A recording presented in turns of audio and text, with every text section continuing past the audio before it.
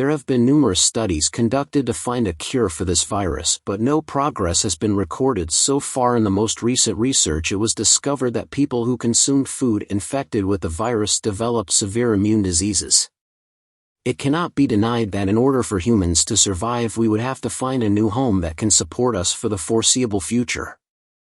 Life 8 years ago, 2 paleontologists discovered 2 unusual objects of extraterrestrial origin.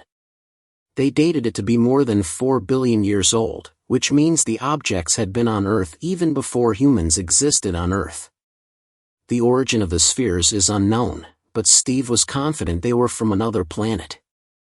Through his research known as Project Gemini, a scientist named Dr. Stephen Ross, also known as Steve, has made significant advancements and given humanity a chance for survival. For the sake of comprehending it, they created identical clones of the spheres. While one of the spheres may be used to terraform the Earth, the other can create life. In fact, he was positive that the gadget was what first brought life to Earth. Due to the necessity of the endeavor, certain researchers and some military agents were introduced as authorities on Endeavor Gemini, which entails transferring this sphere into another solar system named Tage and building a new home for humanity. Before he went on the expedition, Steve's wife Amy had not had time to make up with him. She had opposed him going since she thought the solution to Earth's crisis lay here on Earth. She hurried to meet him, but they had already left when she arrived because she had changed her mind and wanted to see him one last time before he went.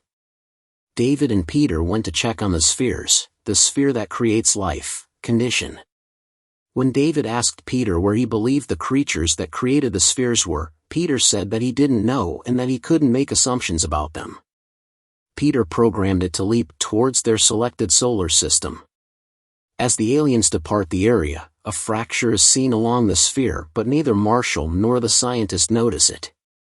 David claims that this is consistent with the thesis that every advanced civilization self-destructs. The 7 of them cling on to objects that remind them of Earth as the spacecraft launches a leap towards the solar system. During testing, the shock of the jump knocks them off. When they recover in the leap consciousness, it is found that their leap was improper, forcing them to arrive in a different solar system. Since they were unable to make a jump without coordinates, they were stuck. Suddenly, the ship warns them of an airlock override. Peter, who had entered the coordinates, claims he did it according to protocol, but Stephen relieves him of his duty because he believes there is no hope for Earth as a result of his error. Seeing that an unknown object was moving toward it, they noticed Peter floating in space with his body coated in a white material. They came to the conclusion that he had killed himself after Stephen relieved him.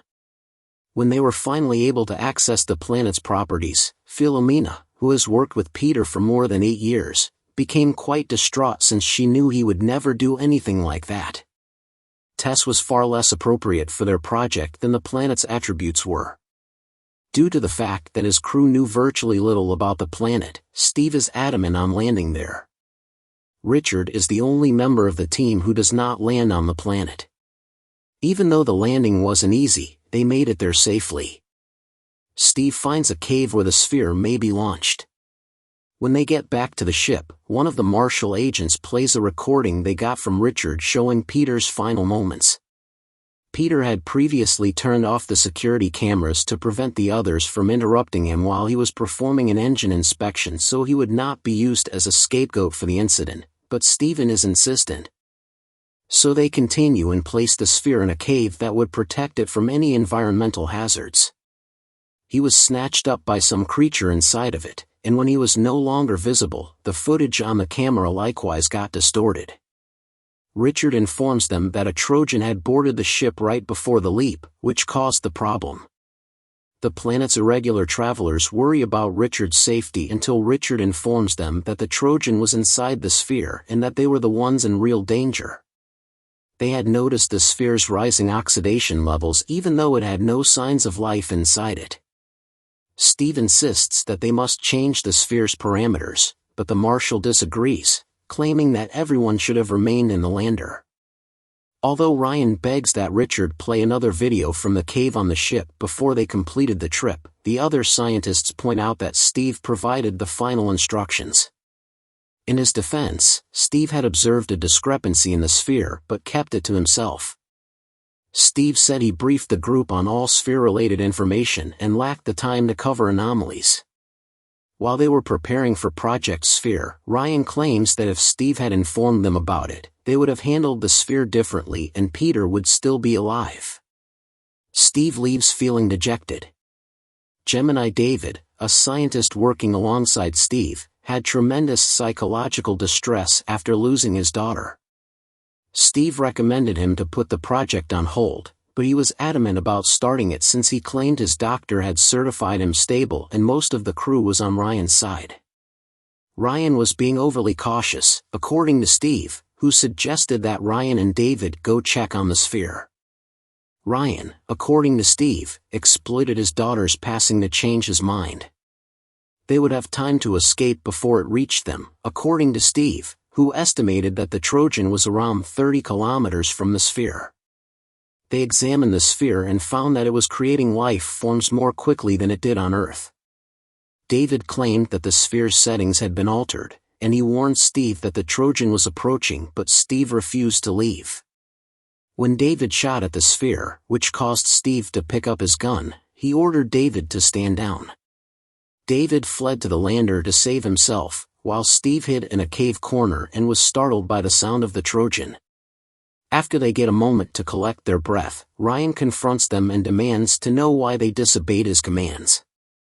If he didn't comply with the project one more time. The Trojan strikes Steve in the face after he teases him by asking what he would do. Ryan, there had been a danger and something was moving on the surface of the lander when an alert went off. Philomena encounters Frank, her lover and co-worker, in front of a room where slime was falling from the lander's roof. Frank clarifies that. Frank asked Philomena to follow him before he pushed her out of the room and locked the door. Philomena heard Frank's agonizing screams behind her, so she locked the door leading to the laboratory and warned the others of the danger on board. The Trojan caught up to them as they entered the room and noticed that the oxygen levels inside were very low and the room's fans had stopped working. Frank sensed the creature was in the room. Ryan is enraged at Steve for his carelessness, but there isn't enough time to apportion blame before something stops and starts slamming the door. When they check their channels, they see that the security cameras were off and that the most recent video from the security cameras did not show any possibility of connection with the ship. The Trojan was spotted looking for a way into the lander, and when it did, it entered through the cooling system. It also damaged the primary generators, but since the life support was still running, it was possible to reach the secondary generator. The Trojan was the actual menace to the members of the lander since it could completely conceal itself so that its movements would go unnoticed. Steve offered to go put it up because he had caused all the difficulties for the group. Steve reached the generator safely, but he could hear the Trojan coming. Ryan saved him and used a pulley to get him back to their forte. The various roles are distributed, and they take position luring the Trojan out. Ryan lures it away from the laboratory towards himself, then he locks the door. Next, it is lured away from the corridor to the airlocks where Philomena and Steve are waiting. Unfortunately, Philomena is unable to open the airlocks. Steve says that just like a bull can be tamed using a flag, they could lead the Trojan out of the ship using themselves as bait. With the assistance of the other team members, David returns to the spacecraft. As the Trojan comes at them, hurting David, they close the airlock, and a piece of the Trojan is ripped off by the door and it falls into the lander. This results in her death. After Ryan seals the other airlock, they proceed to check on Frank's body. Amy explained that she had made some headway in her study and there was a vaccine which may be the answer to the virus problem back on the lander, but Steve recalled how she had begged him not to go on the Project Gemini because he knew he couldn't disappoint her and worst of all his unborn kid. David had suffered a wound. Upon examination of the Trojan's component that had the end instead of treating David as he should have, Steve decides to give him painkillers and continues observing the Trojan. When he cuts it open, the connections on the lander become distorted, which causes David to worry, and Steve realizes that the Trojan is actually a transponder. Ryan checks on the progress in the lab and locks Steve in when he notices that the Trojan is a transponder. He wouldn't put any more lives in danger. The two spheres Steve had discovered were not different but the same, but from different times, with the fate of humanity doomed. Steve communicates with Richard and asks him to track their jump from the course of Earth 4 billion years ago, revealing that they didn't jump in space but time they had jumped to when there was no life on Earth. In order for Amy to distribute the vaccine, Steve understood he had to let her know that their research had failed. To achieve this, Steve creates a message within a fragment of the sphere, which he had already handed to Amy, assuming she would get it at home. Ryan is spotted carrying explosives, which he intends to use to destroy the sphere. Richard tells Steve of this and assists him in opening the closed door. She manages to get over her rage and pick up the bracelet in another area of the lander. The Trojan should be lured into the lander instead, Steve says, because the sphere would continue to create an environment that is conducive to its growth. Steve reaches Ryan in time and starts to explain why he shouldn't go on his mission to blow the Trojan and spear up in the cave. David the ending explains that he was picked by the Trojan because his entire body is now afflicted with the disease that causes his face to seem odd in some places. Ryan is shot by David, who then flees beneath a table to defend himself. Steve guides the Trojan deeper within the lander after starting the countdown on the explosives and opening the airlock to do so. Ryan is being targeted by David, who is drawing the Trojan to him. Steve successfully navigates a path to safety. However, the Trojan is still pursuing him, so he starts firing as he exits the lander before it explodes. David saw the Trojan on his way out, but the Trojan, whom David said had chosen him, brutally slaughtered him. As the countdown reached its conclusion, Steve used all of his might to escape the lander, tumbling away from it as a result of the explosion's force. When Steve responds after many attempts to contact him via the communication systems, Richard is relieved. Steve advises Richard not to land the spacecraft for him due to the storm on the planet. Steve claims that the sphere, which serves as a means of communication with Amy. She lost the bracelet he had given her, but happily she was close by. She picked it up and entered the command on the other sphere, and suddenly her surroundings altered so that she could see and speak to him. The communication ends, and she sees Steve inhaling his final breaths in the cave. Steve apologized for breaking his promise to return to her and their unborn child. He rapidly provides her advice on what she and the other scientists should be on the lookout for in the sphere, including any virus at all.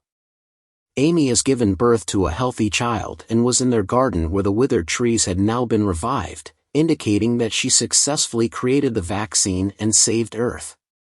What did you guys think of the movie? Let me know in the comments below. If you like my videos, please like and subscribe for more.